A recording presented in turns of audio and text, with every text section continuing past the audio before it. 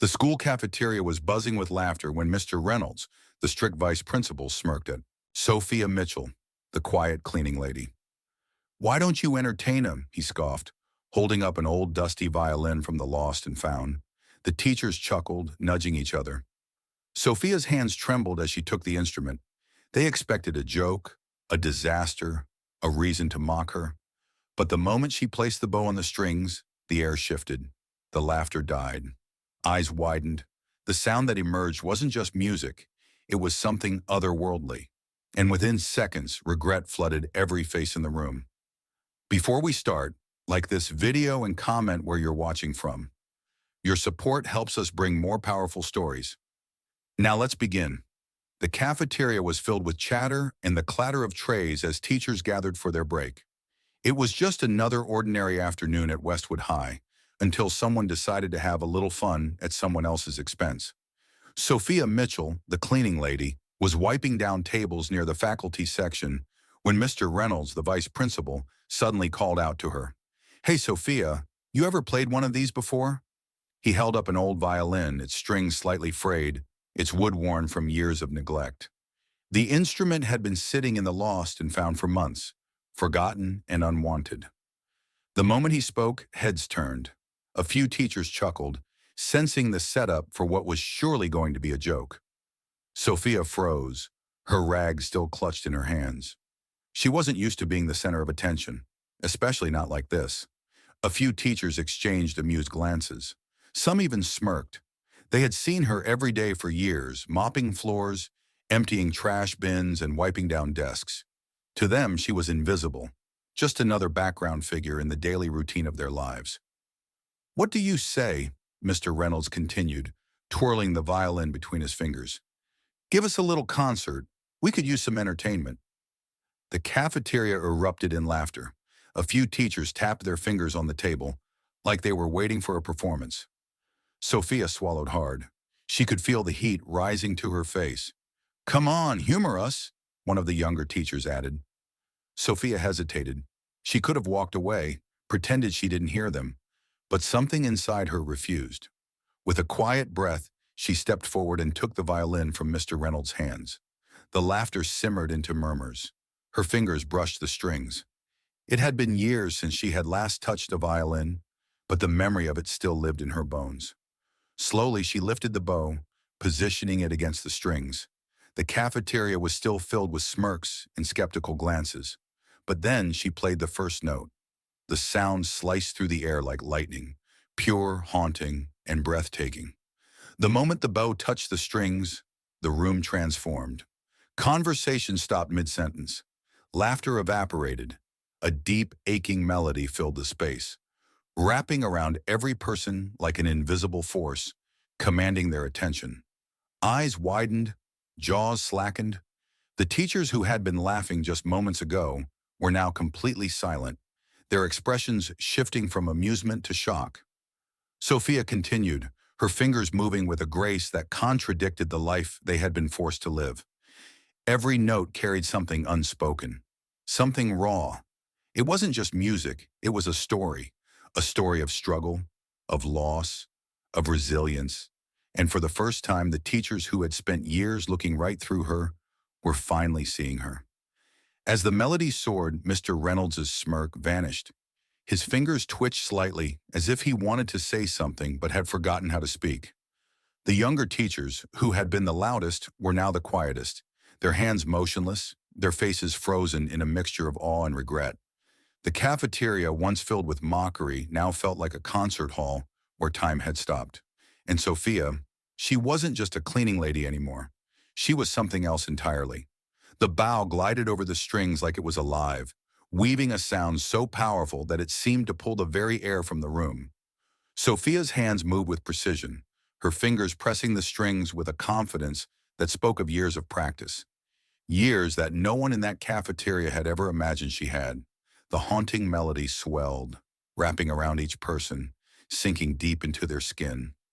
A slow, eerie silence took over, heavier than anything they had ever felt. Mr. Reynolds, who had started this as a joke, shifted uncomfortably in his seat. His smirk was gone, replaced by something unreadable. His fingers tapped on the table, but not in amusement this time. It was something closer to nerves. Maybe even regret.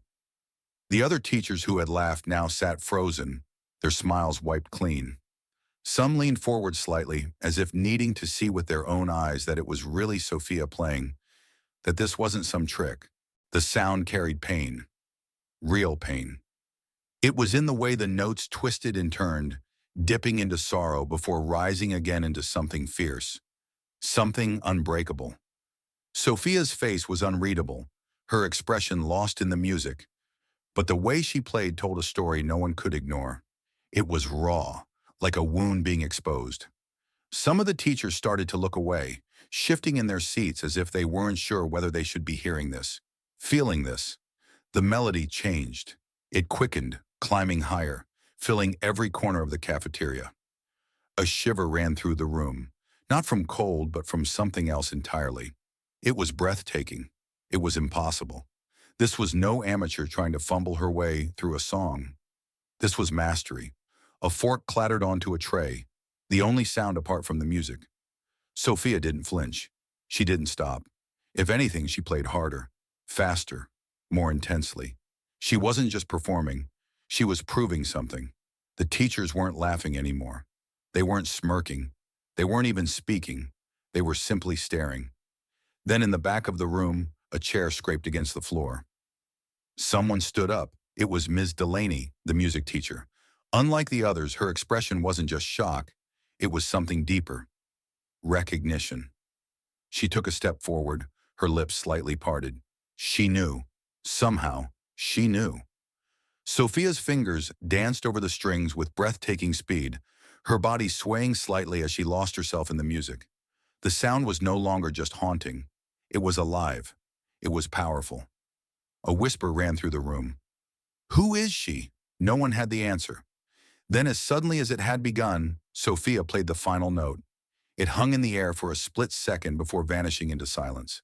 A silence so thick, it felt suffocating. No one moved. No one spoke. And then something completely unexpected happened.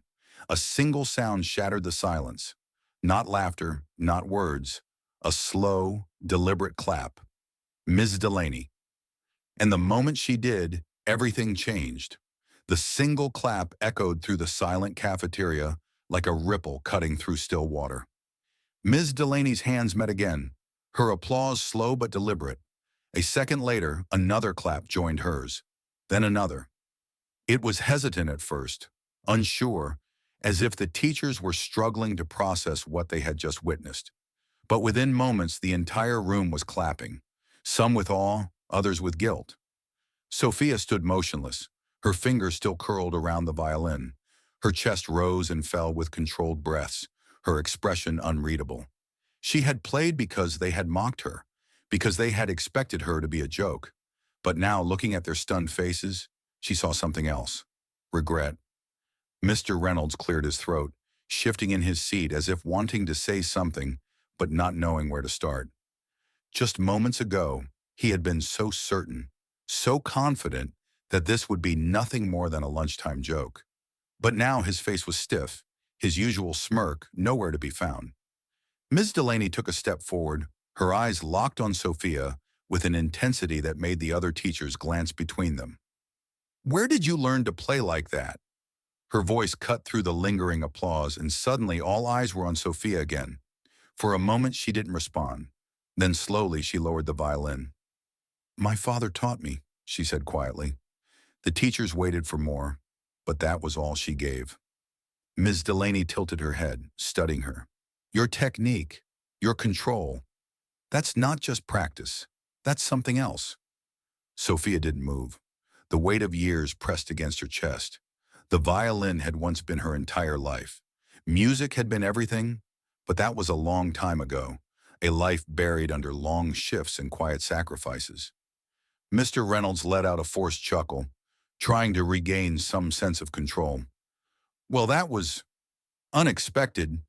His voice was lighter now, an attempt to brush past what had just happened. "Quite the hidden talent, huh?" But the way he said it didn't sit right. He was still trying to make it small, still trying to keep her in the place he had put her in. Ms. Delaney ignored him. Her gaze was sharp, focused only on Sophia. Have you played professionally before? Sophia hesitated. A few of the teachers leaned in slightly, waiting for her answer. I used to, she admitted finally. The room went still again. You used to? Ms. Delaney repeated, her voice softer now, more careful. Sophia nodded. She could feel the weight of their eyes pressing against her, waiting, questioning. But before anyone could say another word, the cafeteria door swung open.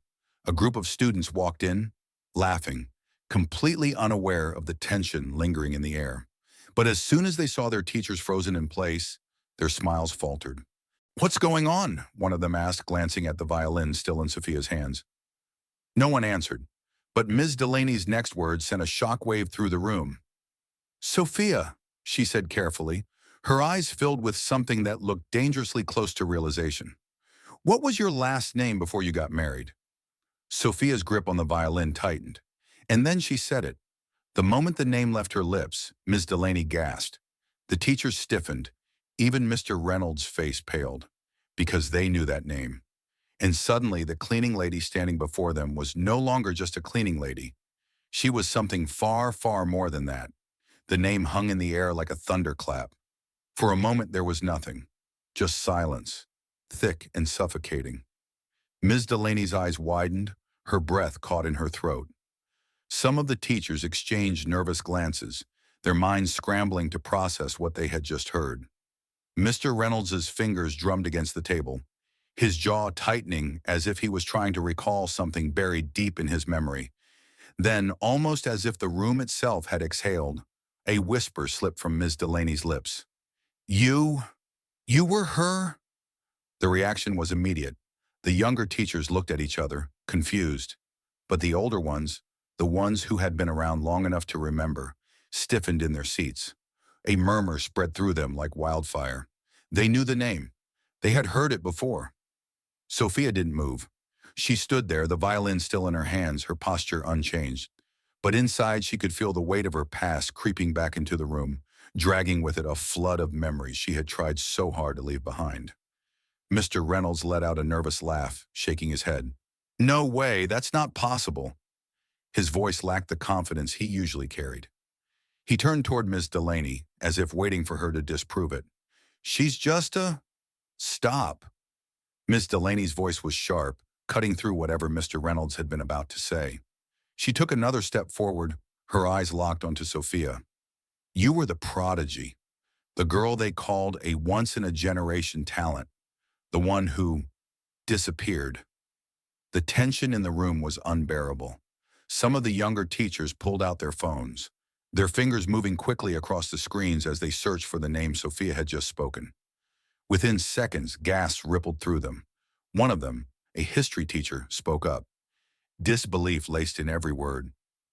She was supposed to be the next great violinist.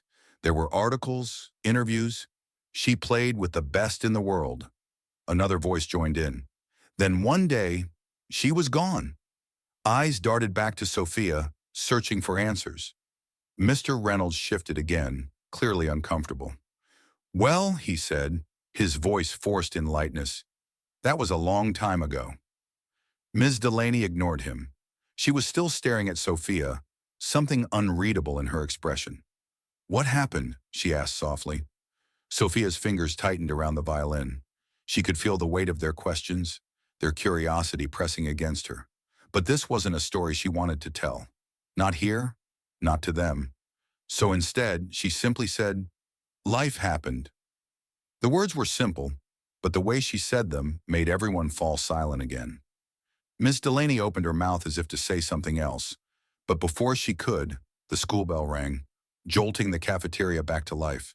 Students poured in, their voices filling the space that had just been wrapped in stillness. The moment, whatever it had been, was broken. Sophia took the opportunity to move.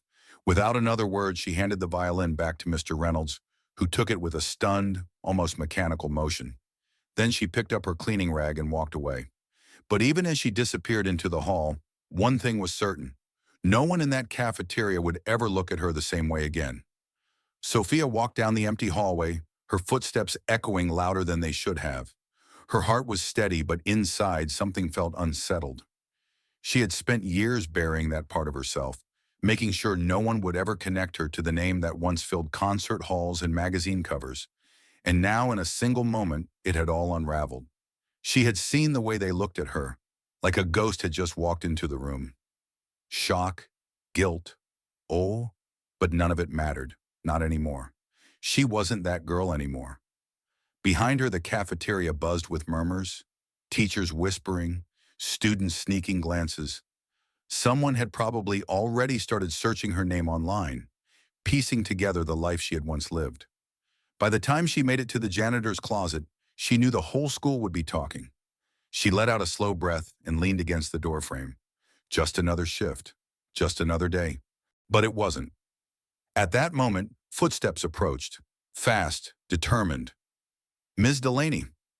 Sophia closed her eyes for a second before turning.